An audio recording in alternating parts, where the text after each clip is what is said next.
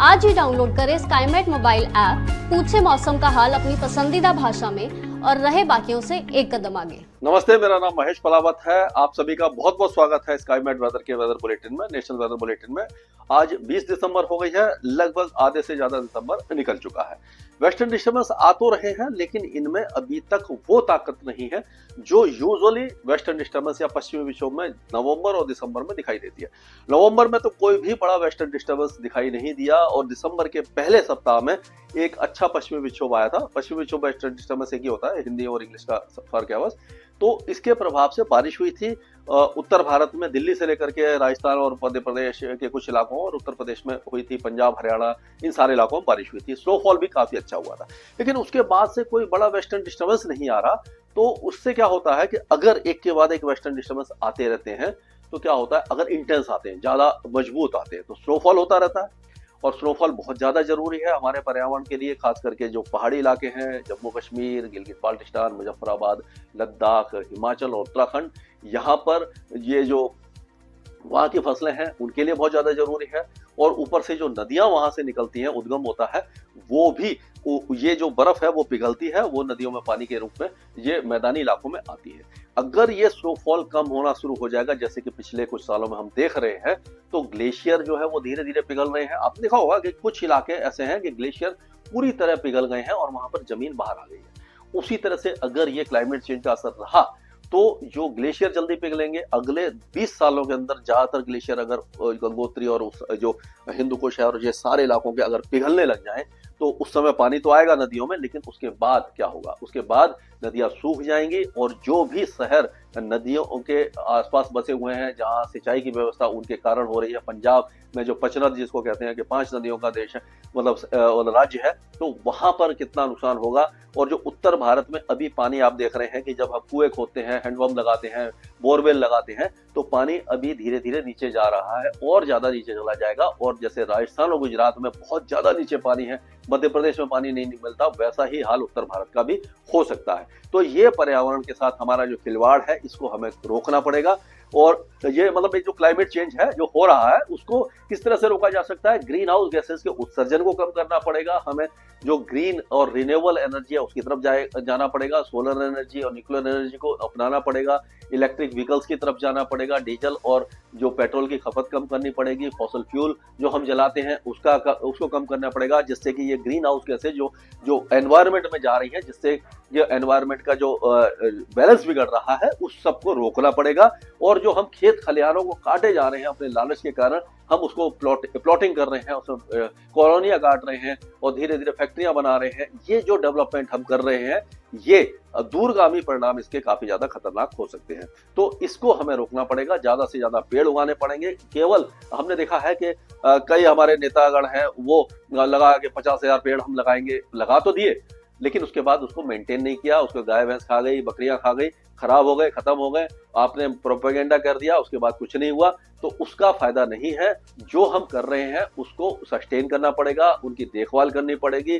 जो धीरे धीरे ग्रीन कवर यानी कि जो हरियाली हमारी धरती से गायब होती जा रही है, उसको दोबारा लाना पड़ेगा।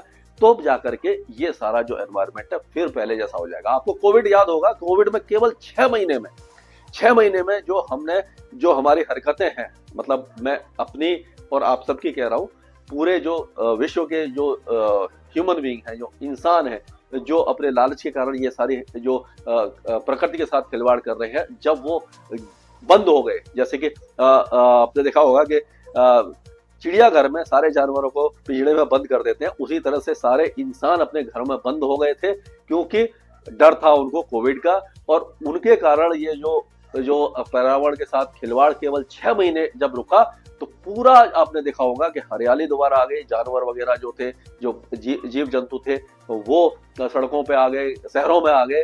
और जो आपने देखा था, अगर ये आप देखें कि जलंधर से लेकर के आपको वो दिखता, हिमालय नहीं दिखता था, वो 70 साल बाद हिमालय नंगी आंखों से दिखाई देने लगा। यानी कि आसमान एकदम साफ हो गया, पॉल्यूशन हट गया, बहुत ज्यादा चेंजेज आए। तो ये सारे जो है हमें अपनी मेहनत के साथ करना पड़ेगा। तो ये काफी लंबा हो गया बात। तो अब वेस्टर्न डिस्टर्बेंस है जो कमजोर है, पहाड़ों पर है। इसके बाद एक और वेस्टर्न डिस्टर्बेंस है, ये 23 तारीख के आसपास, यानी कि 22 और 23 तारीख को ये पहुंचेगा पहाड़ों पर। तो आप कह सकते हो कि 22 और 22 में यहाँ पर 22 और 23 दिसंबर में यहाँ पर जब ये पहुंचेगा तो स्नोफॉल यहाँ पर देगा, लेकिन बहुत ज्यादा स्नोफॉल नहीं देगा, ऊंचे पहाड़ों पर ही देगा।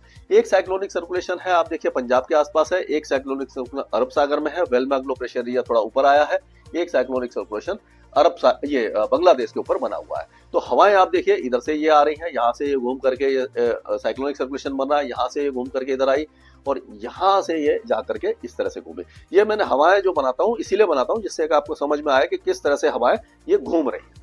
तो इसी के हिसाब से हम फोरकास्टिंग करते हैं।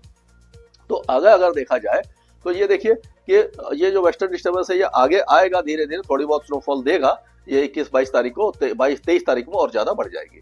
और अगर देखा जाए तो ये जो इस समय बारिश की गतिविधियां हैं वो पूर्वी तट पर काफी ज्यादा होने वाली हैं और दक्षिण भारत में कम हो जाएगी। और आप देखेंगे कि ये जो समुद्र है जो नीचे इक्वेटोरियल इंडियन ओशन है यहाँ पर काफी ज्यादा वेदर एक्टिविटी होगी। उसके बाद ये जो लो प्रेशर एरिया है वो इधर आ जाएगा, यानी कि और रिकर्व करके पीछे आ जाएगा और कमजोर हो जाएगा। तो गंगे पश्चिम बंगाल से लेकर के पूर्वी तट पर बारिश तो होगी लेकिन कम हो जाएगी। अगर हम पूरे देश का ये जो मैंने बताया था आपको पिछले वीडियो में भी कि 29 तारीख के आसपास एक साइक्लोनिक सर्कुलेशन बन रहा है और ये बंगाल की खाड़ी से और ये अरब सागर से नमी आ रही है, वेस्टर्न डिस्टर्बेंस यहाँ पर होगा।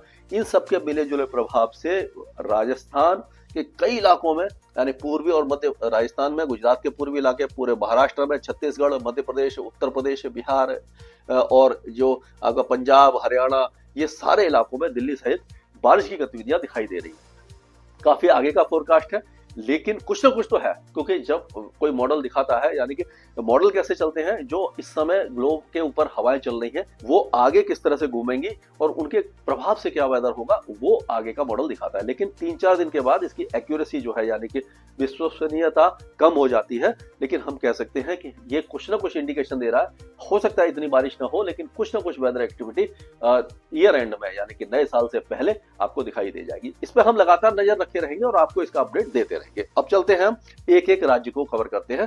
तो गिलगिट बाल्टिस्तान, मुजफ्फराबाद, लद्दाख के ऊंचे पहाड़ों पर हल्का स्नोफॉल हो सकता है और ये 22-23 तारीख को थोड़ा सा बढ़ सकता है। लेकिन निचले इलाके जैसे कुपवारा हो गया, बांदीपुर हो गया, पुंछ है, ये बारामूला, कुलगांव, अनंतनाग, श्रीनगर, गंदरबल, ये सारे जो इलाके हैं उधमपुर वगैरह, यहाँ पर कोई वेदर एक्टिविटी आपको दिखाई नहीं देने वाली है। उस समय बादल वगैरह छा सकते हैं। अगर हिमाचल की बात करें तो चंबा वगैरह और लाहौल स्पीति में ऊंचे पहाड़ों पर हल्का स्नोफॉल उस समय हो जाएगा 23 तारीख को। लेकिन बाकी जो कांगड़ा है, कुल्लू है, मनाली और ये धर्मशाला हो गया, हमीरपुर, बिलासपुर, सोलन, शिमला, ये सारे इलाके सूखे रहने वाले हैं। उसी तरह से उत्तराखंड के सारे इलाके, उत्तरकाशी में ऊंचे पहाड़ों पर हल्का हो सकता है स्नोफॉल हो जाए या बारिश हो जाए। लेकिन देहरादून, टेहरी, गलवान, हरिद्वार और ये अल्मोड़ा, नैनीताल, चंपावत, उधम सिंह नगर, सारे इलाके सूखे रहने वाले हैं। अगर हम ये काफी ऊपर चले गए यहाँ पर, हाँ, अगर हम और ये पंजाब की तरफ चले तो पंजाब में इस समय टेम्परेचर काफी ज्यादा कम बने हुए हैं, कड़ाके की सर्दी पड़ रही है। तो यहाँ पर कोहरा छा सकता है लेकिन मौसमी गतिविधि यहाँ पर आपको दिखाई नहीं देगी। 28-29 तारीख को जो बारिश दिखाई दे रही है वो सब हो सकती है, लेकिन अभी फिलहाल अगले 2-3 दिनों के दौरान मौसम साफ रहेगा, सुबह के समय कोहरा छा सकता है। हरियाणा और दिल्ली की अगर हम बात करते हैं तो इस इलाके में भी अगर हम देखेंगे तो ये देखिए, ये पूरा जो इलाका है आपका, ये अंबाला, कुरुक्षेत्र, करनाल, कैथल, जिंद, फतेहाबाद, सिरसा, हिसार, रोहतक, चरखी दादरी, भिवानी और दिल्ली एनसीआर पूरा जो है पूरी तरह सूखा रहेगा। पॉल्यूशन काफी ज्यादा बढ़ रहा है, हवा कमजोर हो रही है। 2-3 दिन के बाद हवा रफ्तार पकड़ेगी, तब जाकर के पॉल्यूशन से थोड़ा सा निजात मिलेगा। यानी कि पहला हाफ जो दिसंबर का काफी साफ निकला था, लेकिन अब हवाओं वेस्टर्न डिस्टर्बेंस आ रहे हैं, लेकिन वेस्टर्न डिस्टर्बेंस स्नोफॉल नहीं दे पा रहे, बारिश नहीं दे पा रहे, लेकिन उनका विपरीत असर ये पड़ रहा है कि हवाओं को वो घुमा रहे हैं, कमजोर कर रहे हैं, जिससे कि पॉल्यूशन हट नहीं पा रहा और पॉल्यूशन बढ़ रहा है। तो ये एक मतलब एक तरह से कह सकते हैं कि अपडेट तो यही है कि ये अच्छी बात नहीं है, नुकसान ही है इस वेस्टर्न डिस्टर्बेंस का, कोई फायदा नहीं है। जब तक बड़ा वेस्टर्न डिस्टर्बेंस नहीं आए तब तक फायदा नहीं होने वाला। सहारनपुर, मेरठ, मुजफ्फरनगर, शामली से लेकर के पूरा जो उत्तर प्रदेश है आपका, प्रयागराज, वाराणसी, भदोही, जौनपुर, हाथरस, आगरा, अलीगढ़, मथुरा, लखनऊ, उन्नाव, कानपुर, अमेठी, सारे इलाके सूखे रहने वाले हैं। सुबह के समय कोहरा छा सकता है, सर्दी बढ़ेगी थोड़ी सी। उसी तरह से आप बिहार की बात करें तो बिहार के ज्यादातर इलाके सूखे रहने वाले हैं। झारखंड में भी कोई वेदर एक्टिविटी नहीं होगी, लेकिन पश्चिम बंगाल में आपको 21 तारीख के आसपास जो गंगे पश्चिम बंगाल है, मिदनीपुर, 24 परगना, हुगली, हावड़ा, कलकत्ता, यहाँ पर हल्की बारिश की संभावना नजर आ रही है। पूर्वोत्तर राज्य पूरी तरह साफ रहेंगे, यहाँ पर मौसम की गतिविधि बिल्कुल भी नहीं होगी। अगर राजस्थान की बात करें तो राजस्थान में अब कड़ाके की सर्दी पड़ रही है, दिन में भी थोड़ा सा जो टेम्परेचर गिर रहे हैं, और अब क्या होगा कि टेम्परेचर और ज्यादा गिर सकते हैं 1-2 दिनों के दौरान, लेकिन बारिश की संभावना नहीं है। 28-29 तारीख को आपकी ये गंगानगर, हनुमानगढ़ से लेकर के ये पूरा ये इलाका है, ये यहाँ का आधा इलाका, आधा जो पूर्वी राजस्थान है, यहाँ पर बारिश की संभावना दिखाई दे रही है। हम अपने फिंगर क्रॉस करे हुए हैं, देखते हैं कि क्या अपडेट है, इसके बारे में लगातार बात करते रहेंगे। अभी मध्य प्रदेश में कोई बारिश नहीं है, वही 28-29 तारीख को बारिश की संभावना है, उससे पहले नहीं है।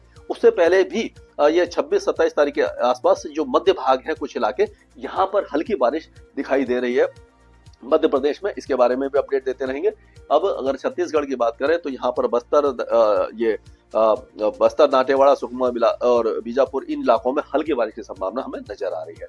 और अगर हम उड़ीसा की बात करते हैं तो उड़ीसा में अभी देखेंगे कोरापुट, गजपति, गंजम, पुरी, खोरडा, जगतसिंहपुर, केंद्रपाड़ा, भद्रक, बालासोर, ये सारे इलाकों में अच्छी बारिश होगी।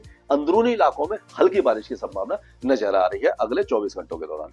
गुजरात में ठंडी काफी ज्यादा बढ़ गई है और सुबह का तापमान काफी ज्यादा गिर गया है, आगे की गेहूं की फसल के लिए बहुत अच्छी बात है। और उसी तरह से महाराष्ट्र का मौसम पूरी तरह शुष्क रहेगा, लेकिन ये जो पश्चिमी तट है, यहाँ पर टेम्परेचर थोड़े से बढ़ सकते हैं, क्योंकि जो दक्षिण से हवा, यानी कि अरब सागर से दक्षिणी हवाएं आ रही है, वो थोड़ा सा टेम्परेचर को बढ़ाएगी। तेलंगाना में बारिश की संभावना नहीं नजर आ रही है, लेकिन फिर भी ये खम्मम और उसके आसपास, सूर्यापेट वगैरह के आसपास हल्की बारिश हो सकती है, बहुत ज्यादा वेदर एक्टिविटी नहीं होगी। अगर हम आंध्र प्रदेश की बात करें तो पूरे आंध्र प्रदेश में अगले 2 दिनों के दौरान श्रीकाकुलम, विजयनगरम, विशाखापट्टनम, ईस्ट गोदावरी, वेस्ट गोदावरी, कृष्णा, गुंटूर, प्रकाशम, ये अपना नेल्लोर, चित्तूर, तिरुपति, ये सारे इलाके, अनंतपुर, कुर्नूल, कडप्पा, इस सारे इलाकों में बारिश की संभावना हमें नजर आ रही है। अगर कर्नाटक की बात करें तो दक्षिणी आंतरिक कर्नाटका में हल्की बारिश हो सकती है, बाकी इलाके सूखे रहने वाले हैं। केरल में बारिश की संभावना बहुत ज्यादा कम है। तमिलनाडु में अब जो बारिश की गतिविधियां हैं वो केवल तिरुवल्लोर, चेन्नई, कांचीपुरम, वेल्लोर, तिरुवनमलाई, विल्लोपुरम, कटोलोर, ये जो इलाके हैं यहीं पर दिखाई देगी, बाकी इलाकों में नहीं होगी। लक्षद्वीप में हल्की बारिश होगी। अंडमान निकोबार द्वीप समूह में जो भारी बारिश हो रही थी उसमें भी थोड़ी सी कमी आने की संभावना नजर आ रही है। तो जो अगला जो एपिसोड है जो बारिश का, जो आधे से ज्यादा हिंदुस्तान में जो बारिश होने वाली है, उसके बारे में हम लगातार आपको अपडेट देते रहेंगे। अगर कुछ चेंजेस होंगे तो वो अवगत करा देंगे। स्काईमेट वेदर में अभी के लिए इतना ही। मौसम से जुड़ी सटीक जानकारी और खबरों के लिए हमारे YouTube चैनल को सब्सक्राइब करें और बेल आइकन दबाकर हर खबर पर रखें नजर।